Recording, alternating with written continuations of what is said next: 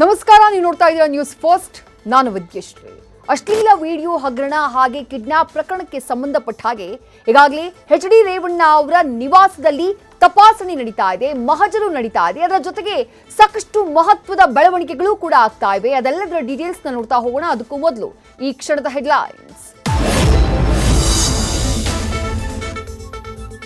ಮಹಿಳೆಯ ಕಿಡ್ನಾಪ್ ಕೇಸ್ನಲ್ಲಿ ರೇವಣ್ಣ ಬಂಧನ ಕೇಸ್, ಜಾಮೀನು ಕೋರಿ ಜನಪ್ರತಿನಿಧಿಗಳ ನ್ಯಾಯಾಲಯಕ್ಕೆ ಮೊರೆ.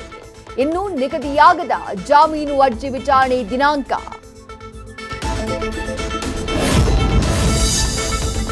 ಕಿಡ್ನಾಪ್ ಕೇಸ್ನ ಎರಡನೇ ಆರೋಪಿ ಸತೀಶ್ ಬಾಬು ಎಸ್ಐಟಿ ವಶಕ್ಕೆ.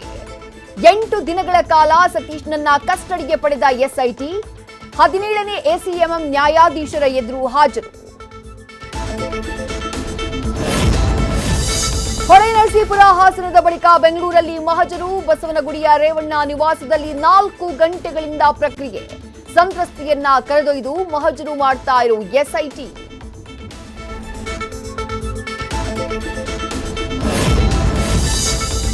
ಅಶ್ಲೀಲ ವಿಡಿಯೋ ಶೇರ್ ಮಾಡದಂತೆ ಜನರಿಗೆ ಎಸ್ಐಟಿ ಮನವಿ. ಈವರೆಗೂ ಪತ್ತೆಯಾಗದ ವಿಡಿಯೋ ರಿಲೀಸ್ ಮೂಲ. ಕಾರ್ತಿಕ್ ಮೇಲೆ ಕ್ರಮ ಕೈಗೊಳ್ಳದೆ ಬಿಟ್ಟಿದ್ದೇಕೆ ಎಂಬ ಚರ್ಚೆ.